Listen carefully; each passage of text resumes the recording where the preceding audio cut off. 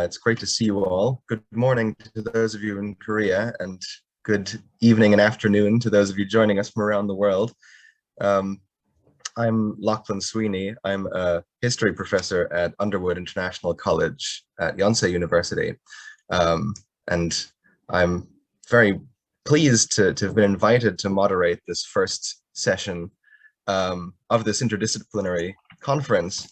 Again, as someone who's sort of primary research interest in education, but who has sort of a research interest in the education field nonetheless, this seems almost sort of tailor-made for people like me. So I'm very much looking forward to it.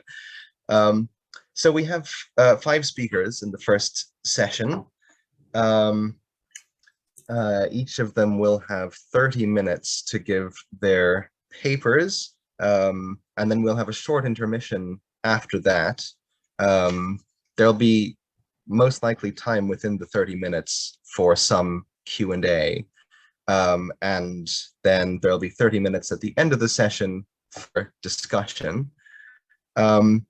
I think the way that we'll handle the Q&A and the discussion is, if people have questions or comments for the speakers, if they could write them in the chat, and then maybe I can present them to the speakers as moderator, and anything we don't get to in the main sessions we'll come back to then in the discussions. Okay, so without any further ado, allow me to introduce our first speaker of the day, Kevin Roxas from Western Washington University, and the title of his paper is "The Power of a Story: Catalyzing Social Change with English Language Learners Through Photovoice Projects." Kevin. Thank you, Loughlin. Thank you, Dr. Song, for inviting me as well. Thank you for all the organizers, Suyeon and all, for all the incredible work to put together this conference. I'm going to share my screen, and I'll just ask, whoops, can you see the screen? Is that okay? Great, thanks. I see Dr. Kang saying yes.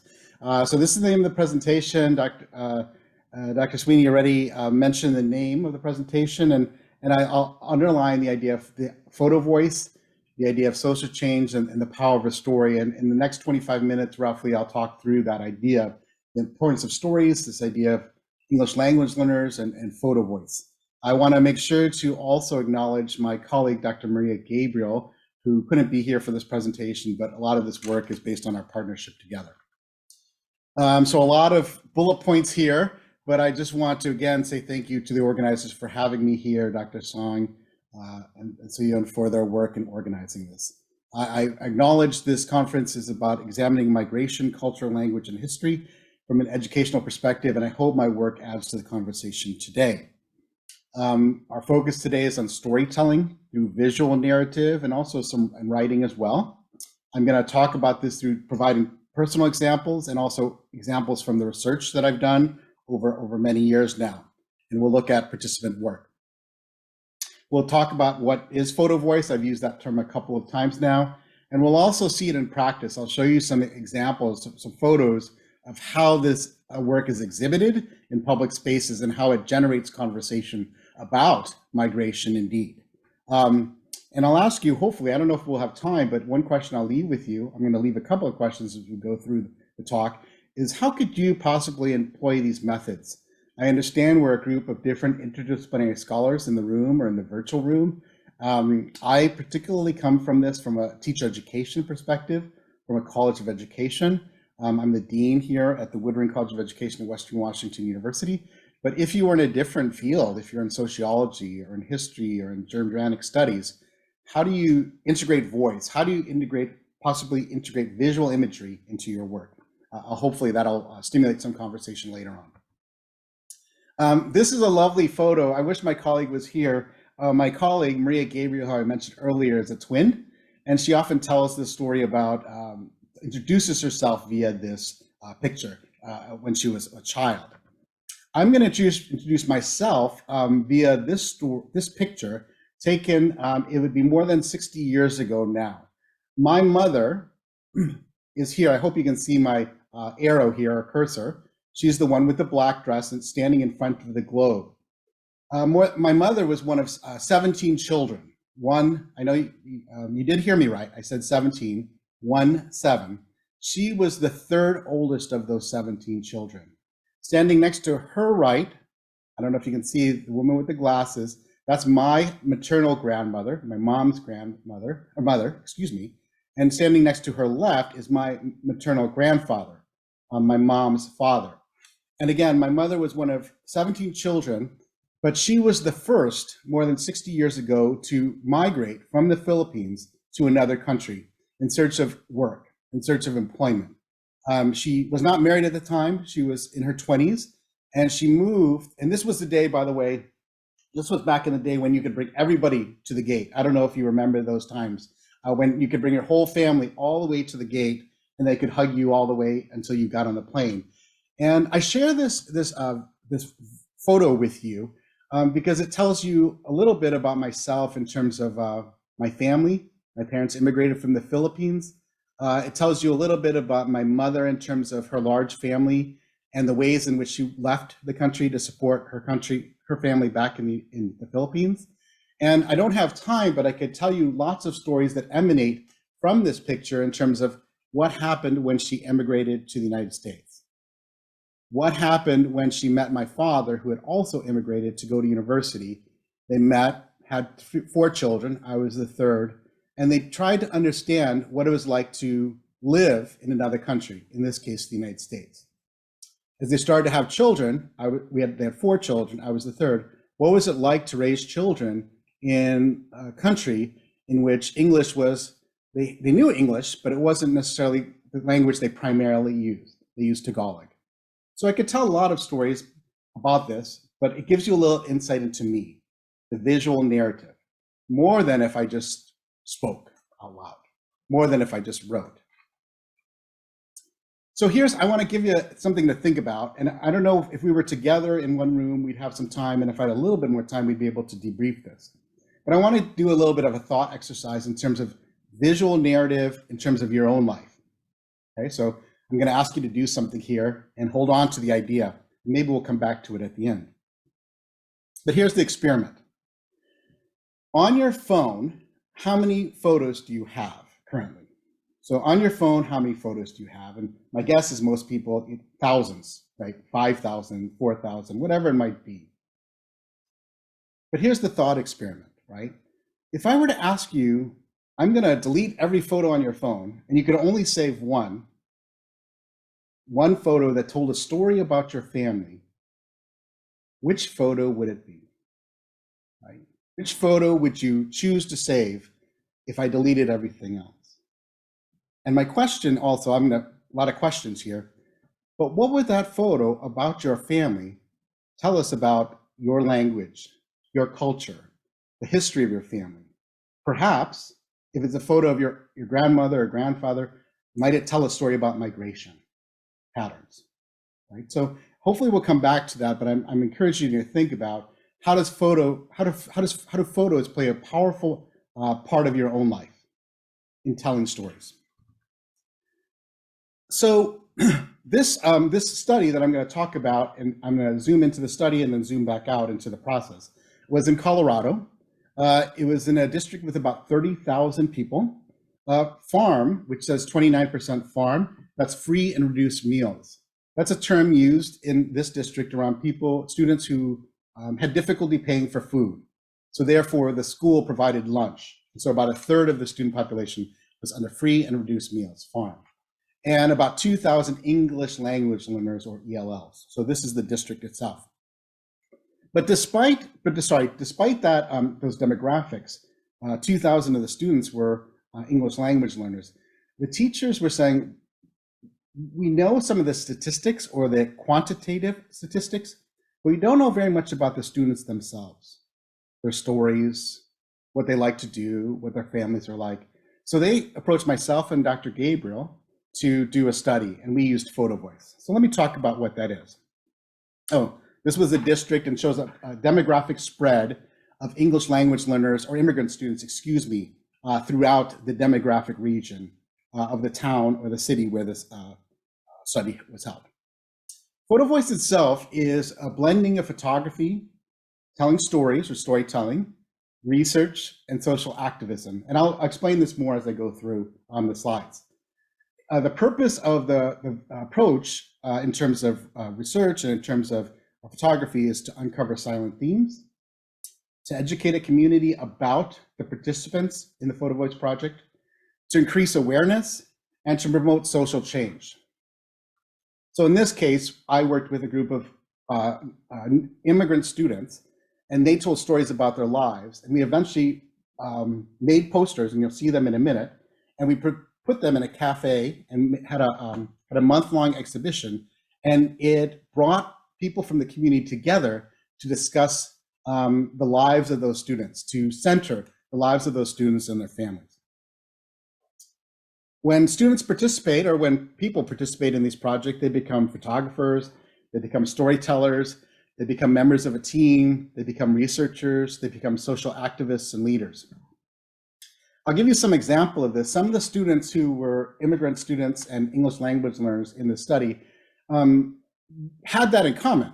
They arrived in the United States 1 or 2 years ago. But in point of fact, in school, they had never had opportunities to talk about that experience formally before, right? So I'll repeat that. They were all immigrant students in an English language learner classroom, but they really hadn't been given a chance to talk about what that meant to them. Now they talked about it, in the lunchroom or as they left class, but it wasn't really part of the classroom environment. And I think there's a powerful distinction between those two. Giving students as part of school a chance to tell their story is different than not allowing them that chance. And you'll see as we go on, the power that happens when students tell their own story or given that opportunity. So the team that was put together here was, at the time I was at the University of Wyoming, now I'm at Western Washington University, a professor in counseling, Dr. Gabriel, who worked in equity and diversity within a school district, a PhD student, and down here at the bottom, or the middle, I guess, these are paraprofessionals, cultural mediators, and family liaisons. These are teacher assistants within a classroom that are not necessarily the formal teachers themselves, but help support the teachers. And in this school district, the teacher assistants were people who came from those communities themselves. So in other words, if there was a high Arabic speaking population at that school, they would try and hire an assistant who was an Arabic speaker, who came from that community. And therefore, they could mediate between cultures, right? If the teachers themselves were not from Arabic speaking countries, right? The teacher assistants could help mediate what was going on at home or translate things, net letters home. I'm going to go quickly through these slides here, but this is the data that we collected. We ended up doing the work or the project in with ESL students in elementary and an after-school program. With ESL students in middle school 2 days a week for 2 periods a day. With high school students 1 day a week for 6 weeks. We did a project with Spanish-speaking parents, and the Arabic-speaking parents is in red because that was the second highest language spoken in the district, but we were not able to complete that training or set of workshops. So I want to note it here. On the right-hand side is all the data we collected: surveys of students in elementary and middle school and high school, interviews of parents, interviews of teacher assistants. Remember, they're called cultural mediators or family liaisons, field notes, and about 160 posters. And I'm going to show you the posters in just a second, and also video clips. I want to pause for a second because I've been talking about a project called Photovoice and the setting where we did it. But I want to pause and mention that a lot of this research we've been writing over the last 5 to 7 years. More is being published at the present moment, but these are some of the articles we published writing about English language learners so they could share their cultural strengths and experiences. This was talking about the experiences of high school students, and this is a quote from that article: "We aren't terrorists, we are good citizens." So this is a quote from a student writing about themselves in response to negative things they were hearing. They were being called terrorists, right, by the students who were there, but they were trying to reclaim and say, no, that's not us at all. And I'm going to post in the chat, hopefully I'll be able to do this correctly, a link to, let me stop sharing,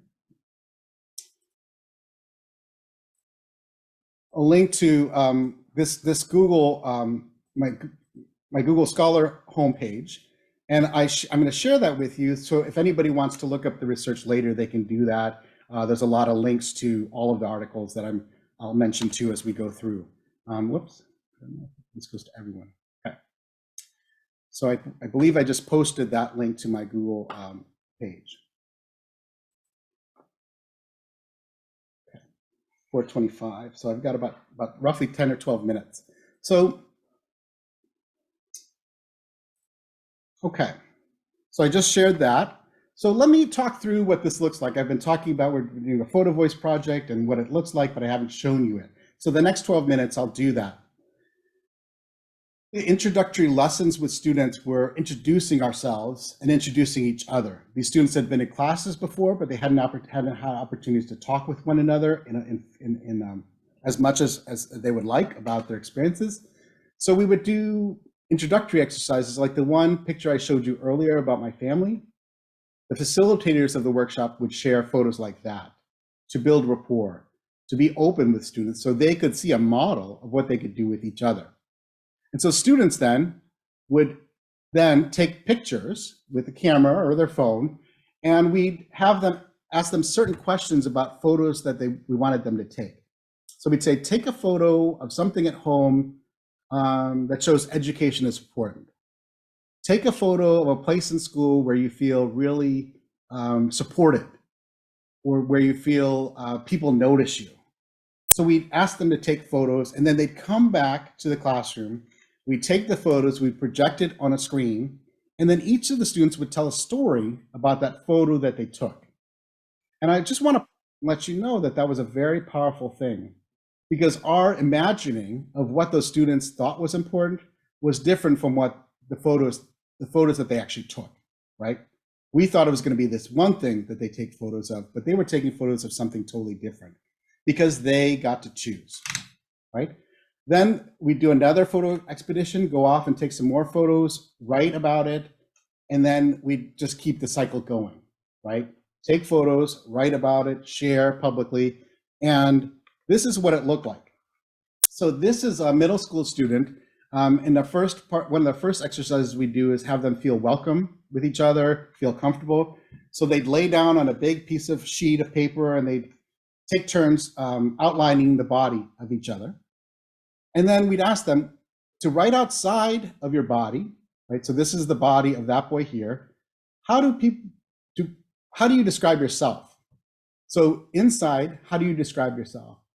And inevitably, mostly students would say, I'm a great soccer player, or I love my family, or I'm from Mexico. And in this case, I'll tell a joke here. This person drew their intestines and said, "Grr, I'm hungry," because it was right before lunchtime. So it was this internal description of who they were. And I hope you get that there. But then we took a pause and said, we'd like you to write outside of your body and write, how do other people describe you in this school, right? How do other people describe you as immigrants in the school? And I can tell you that those two things, what they wrote about themselves inside the shape of the body and what other people said about themselves outside of the body, did not always match up. Because sometimes the students were facing racism or discrimination or other acts where they weren't being told that they were smart or as strong as they were seeing themselves as smart or good students or good soccer players. This is a student actually who had just arrived 2 weeks before from Korea and was participating in this project, writing, just like everybody else, had finished the project. We also taught the students when we did the project photography. So one of our facilitators, I'm going to check time here, was a photographer by training and taught the students how to take photos. And this was showing them about depth and showing depth in a photo. I'm going to tell about 2 or 3 more stories and then show you the exhibition. This is an example of when the students took the photos, they had written the text, they were going to make a poster, right? And on the day of this day of this assignment, I had it in my mind that we didn't want the students to use the internet because we thought that they would be distracted. They'd start to do other things, right? Instead of doing the assignment that we asked them to do, to describe themselves, creating a poster. The student at the far end, which is right here, he, of course, started to use the internet at the very beginning. And we're like, no, don't do that. But he started to use the internet. And what he did is he got onto Google and Google Maps. And you know how you go into Google Maps and you can write a country, and he wrote Mexico, or you can write a state within Mexico and a town, and it brings you into that city. And you can put in a street address, and you can turn left or right, and you can move down the street left or right. Well, this student wrote a street address in a town, and he started to go down the street to the left. He went a little bit further, and then he turned the camera of the Google map in front of a house. And he said, this is what I want to include in my poster, this photo. And he went on to explain that that was the house where his parents lived. And he went on to explain how lonely he felt because they had sent him ahead to the United States by himself to live with relatives for a better life for him. And he wanted to write about how much he loved them and about how much he missed them. I share that story because in our minds, we wanted this project to be about this one thing.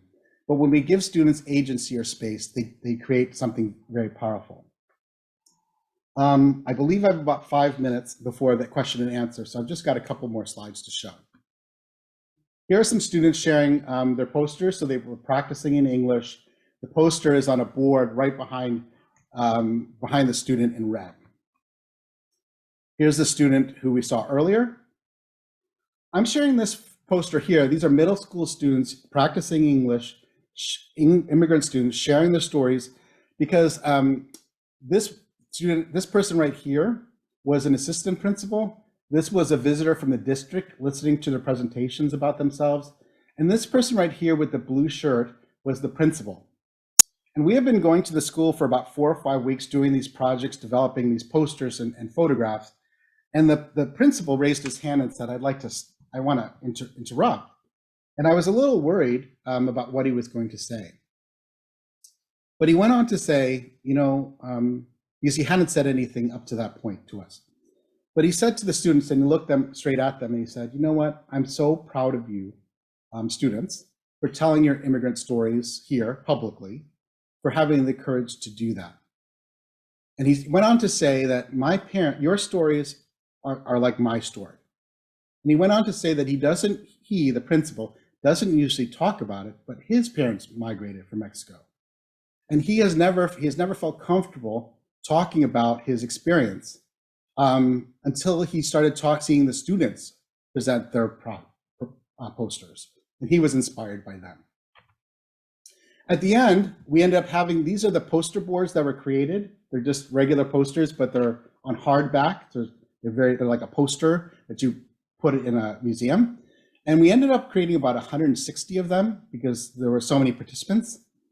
And part of the grant is we could give them a half-size poster, so a small one that they could take home.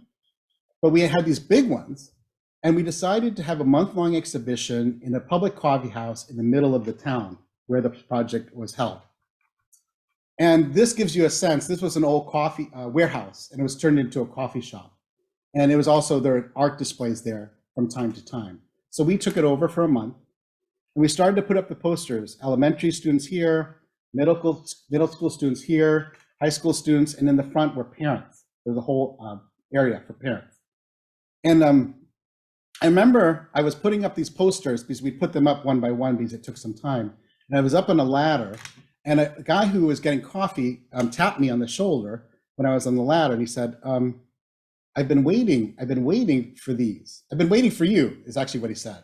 And I said, oh, this is very peculiar. What do you mean you've been waiting for me? And he went on to say, no, I mean, I've been waiting for these posters. I've seen you've been putting them up week by week.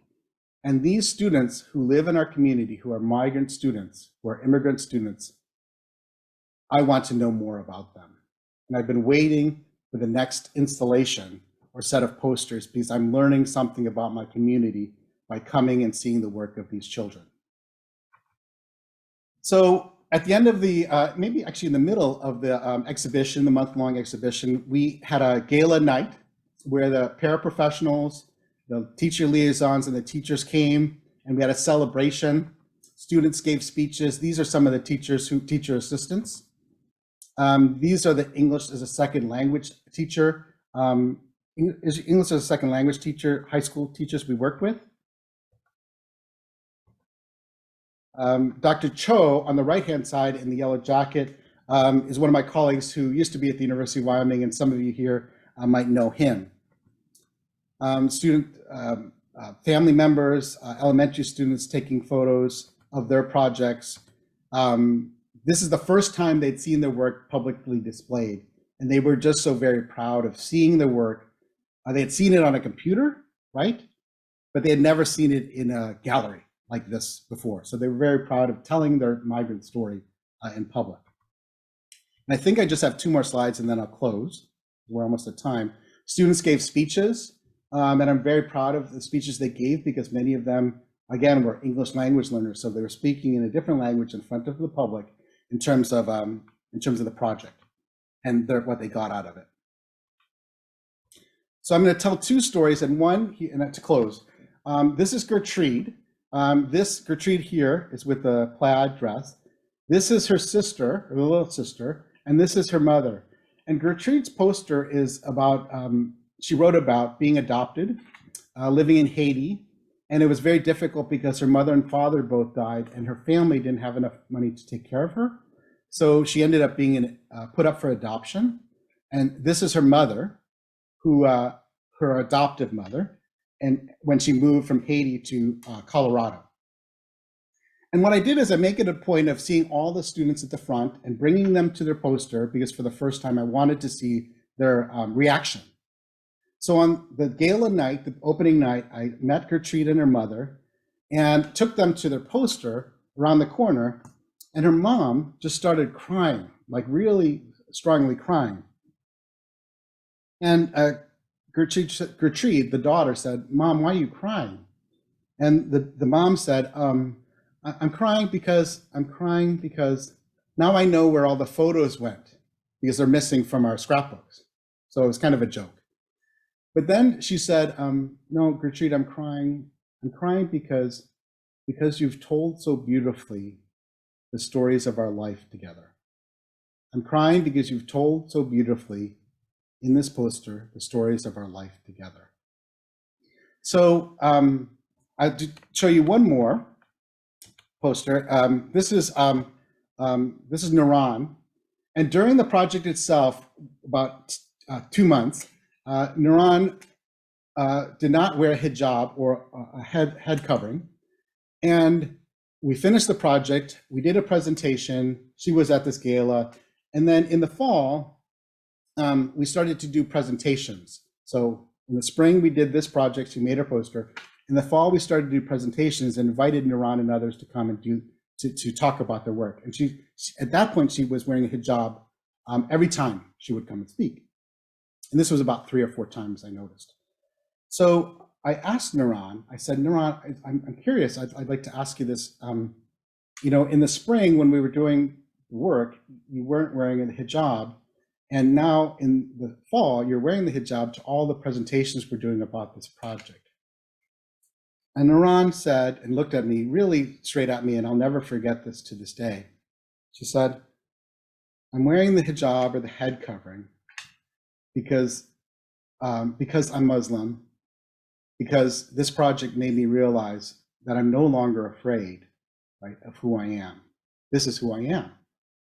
And I was kind of left with the power of telling stories. And I hope that during this presentation, I've shared some of the ways in which it can be powerful to allow students time and space to tell their own story. Again, I hope I'll refer you to the Google Doc, the Google Slide, Google Scholar website if you'd like to read more about it, and I look forward to questions. Thank you. Thank you so much, Kevin. Really fascinating talk. I think we have maybe time for one quick question now, if there is one from the floor. Otherwise, it'd be great to come back to this again in the discussion at the end. So any quick questions now? I have a quick question, if that's okay. Yes. Yes, Phoebe. I was just wondering, stories are so powerful. I really enjoyed your talk and just wondered if you have any plans to expand this project in any kind of a post, this project, with sharing stories from the students, or is there some other kind of expansion plan on this project? Thank you so much, Dr. Kang. I appreciate the question. I think I'll answer it two ways. One is we did this project, and it sounds like we kind of knew. I presented it as if we knew what we were doing, but I'll be honest, we didn't really know what we were doing. We were kind of learning about the project or the process as we did it. So there are a lot of things we do differently if we could do it again, and we have done it again. One of them is to do a second follow-up with the same set of students and ask them a more focused set of questions. So that's what we hope to do. Then the second thing that we have done since the pandemic is we were able to do a project like this, but we did it all online, all virtually. And I did it I was here in Washington, my colleague was in Colorado, another colleague was in another place in Colorado, and we worked with a group of students at this one high school. And the different way we did it in that case, because they were really interested in doing it this way, they created, I guess it would be called a picture book, right? So those photo books that you have, albums that you have for your own family, and you have like maybe 20 pages of photos from different events. Each of them created 4 pages, and that was the photo book for their class. And they on their own choosing felt that was a powerful way to tell a collective story of groups of students. So